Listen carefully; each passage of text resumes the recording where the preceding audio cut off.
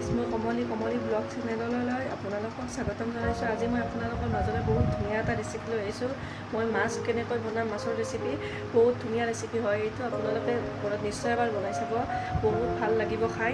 আপোনালোকে যদি ভাল লাগে প্লিজ মোৰ চেনেলটো ছাবস্ক্ৰাইব কৰি দিব আৰু কমেণ্ট কৰি জনাব কেনেকুৱা পাইছে আজি ভিডিঅ'টো চাই। আৰু তেতিয়াহ'লে মই মাছ কেনেদৰে বনাওঁ আপোনালোকক দেখুৱাম। বনাবলৈ মই প্ৰথমে বিলাহী দুটা লৈছোঁ, এইখিনি কাটি লৈছোঁ, দুটা পিঁয়াজ লৈছোঁ মিডিয়াম চাইজৰ, আৰু এইখিনি আদা নহৰু এইখিনি মই পিচি ল'ম। এইখিনি এক্সট্ৰাকৈ পিচিম মই, আৰু এইখিনি বেলেগকৈ পিচিম, আৰু এইখিনি মই বেলেগকৈ পিচি ল'ম। তাৰপিছত মই দেখুৱাম আপোনালোকে ভিডিঅ'টো মোৰ শেষলৈ চাই থাকিব। এইখিনি বিলাহী, এইখিনি পিঁয়াজ, এইখিনি আদা নহৰু, আৰু মই বহুত কিবা কিবি ইয়াত ব্যৱহাৰ কৰিম। কিন্তু এটা কথা কৈ থ'লোঁ, এইটো ৰেচিপি বহুত বেছিয়ে সোৱাদ হয়। তাৰমানে আপোনালোকে যদি এবাৰ খাই বাৰে মন কৰিব, মই আপোনালোকক গেৰাণ্টি দি কৈছোঁ। বনাবৰ বাবে এইখিনি মাছ লৈছোঁ। এই মাছখিনি গোটেই মই এতিয়া নাভাজোঁ, অলপ থৈ দিম ফ্ৰিজত। এতিয়া 2-4 পিচ ভাজি ল'ম। মছলা ৰেডি কৰি লৈছোঁ, মোক যি লাগে গোটেইখিনি লৈছোঁ মই ৰেডি কৰি। আৰু ইয়াত মই মাছখিনি ভাজিব ধৰিছোঁ, 5 পিচ মাছ দিছোঁ, বাকীখিনি মই থৈ দিছোঁ ফ্ৰিজত।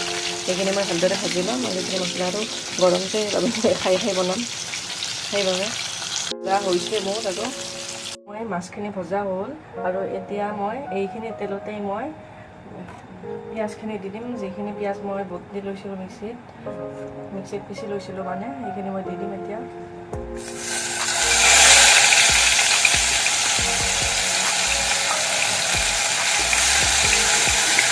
ভালদৰে লৰাই দিম মই। তাৰপিছত মই দুটা কেঁচা জলকীয়া লৈছোঁ, ভাঙি দিছোঁ, কেঁচা জলকীয়া দুটা দি দিছোঁ মই।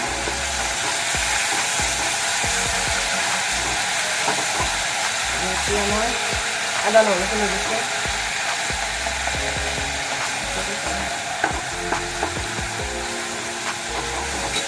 আৰু এইখিনি মই ভালদৰে লৰাই দিম।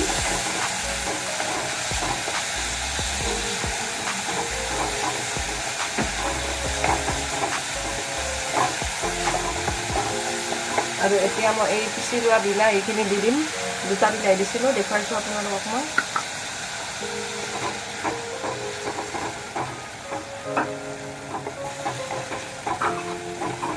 আৰু গেছৰ ফ্লেমটো মই কমাই ৰাখিছিলোঁ, এতিয়া মই বঢ়াই দিম আৰু ধুনীয়াকৈ লৰাই দিম। এইখিনি যে তলিত লাগি নধৰে, সেইবাবে জোৰেৰে লৰাব লাগিব।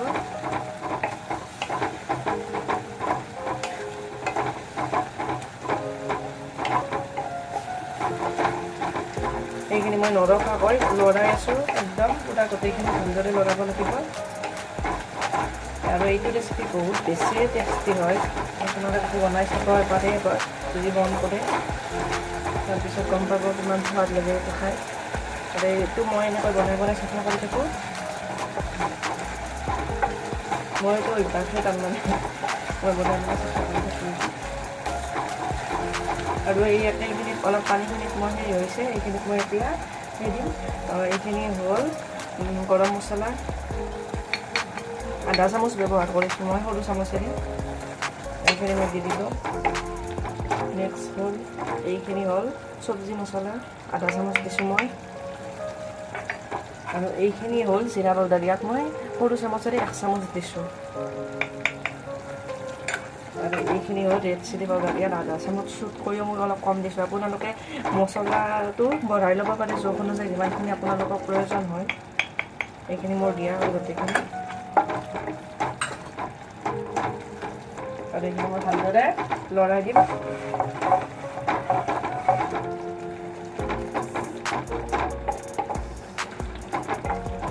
গেছৰ ফ্লেমটো অলপ বঢ়াই দিলোঁ, কমাই ৰাখিছিলোঁ অলপ। আৰু কমোৱা বঢ়োৱা এনেকৈ কৰি থাকিব লাগে, নহ'লে এইখিনি তলিত লাগি যোৱা চান্স থাকে। এই মছলাৰ পেষ্টটো মই ৰেডি কৰি ল'ম এনেকৈ ধুনীয়াকৈ। আৰু এতিয়া মই ইয়াত অলপ হালধি গুড়ি দিম, আধা চামুচ হালধি দিম মই।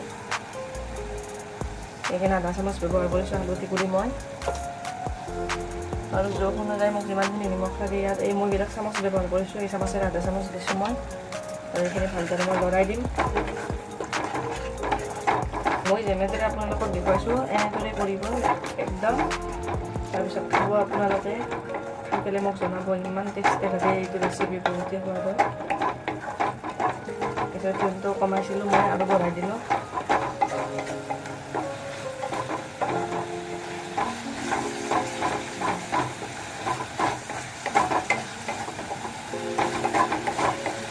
ইয়াত ইচ্ছা কৰিলে শুকান জলকীয়া দিব পাৰে। শুকান জলকীয়া মই আৰু শুকান জলকীয়া ব্যৱহাৰ কৰা নাই, সদায় মই বেছিভাগ শুকান জলকীয়া ব্যৱহাৰ কৰোঁ। অলপ পেটৰ প্ৰব্লেম হয় শুকান জলকীয়া খাই থাকে, সেইকাৰণে মই অকল গুড়াই দি দিছোঁ আজি। ৰেড চিলি পাউডাৰ দি দিছোঁ মই।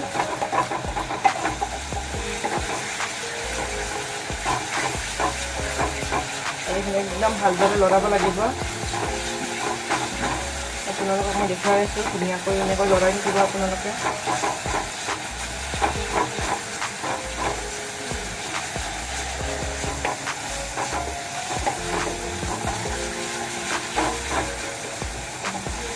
আজি মোৰ অলপ ভৰিৰ বিষ উঠি আছে, সেইবাবে অলপ কষ্ট হৈছে বনোৱা। বহুত ভৰিৰ বিষ উঠি আছে ৰাতিপুৱাৰ পৰা।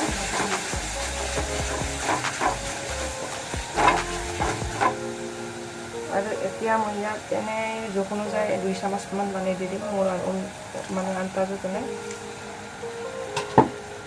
আৰু গেছৰ ফ্লেমটো কমাই ৰাখিছিলোঁ, আৰু অলপ বঢ়াই দিম মই। এতিয়া বঢ়াই দি কিনে ভালদৰে লাৰিম মই, এনেকৈ লৰাই দি থাকিম মই।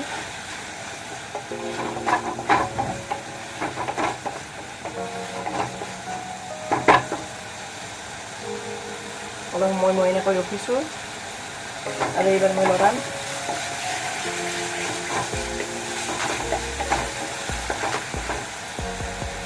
এইখিনি এটা তেল উঠাৰ নিচিনা হ'ব, মই সেইখিনি সময় ৰৈ আছোঁ।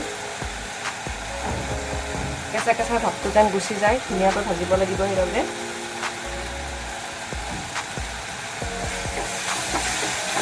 অলপ তেল উঠাৰ ভাৱ এটা হৈছে, তেল উঠাৰ যেন লাগিছে অলপ। ইচ্ছা কৰিলে কেঁচা জলকীয়া কেইটা একেলগে পিচি ল'ব পাৰে, মই কেঁচা জলকীয়া কেইটা পিচি লোৱা নাই, এনেই দি দিছোঁ মই।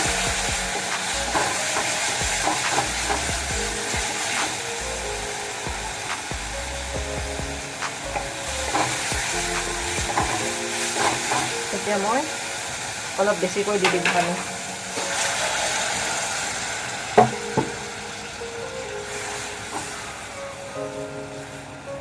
আৰু এইখিনি ধুনীয়াকৈ অলপ সময়ৰ বাবে উতলিবলৈ দিম মই। তাৰপিছত মই ইয়াত মাছ দিম।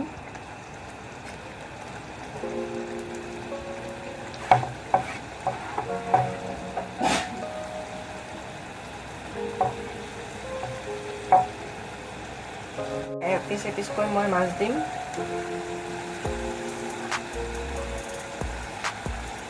আমি দুজন মানুহ 4 পিচ 5 পিচ ব্যৱহাৰ কৰিছোঁ।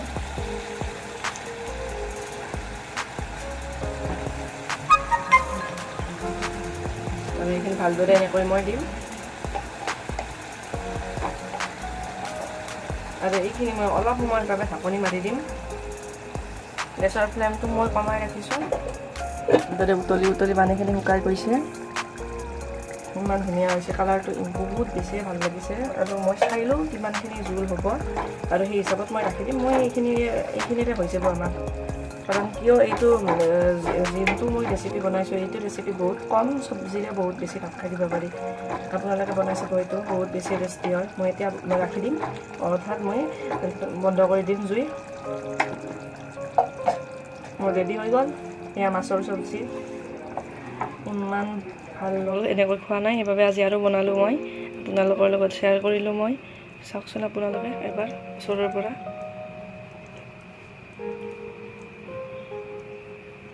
ধনিয়া নাই আজি আনি থোৱা, সেইবাবে মই দিয়া নাই ওপৰত। ধনিয়া থাকিলে ধনিয়া দিব পাৰি, এনে ধনিয়া থাকে আজি নাই মোৰ। মই বাতি এটাত ধুনীয়াকৈ উলিয়াই ল'লোঁ।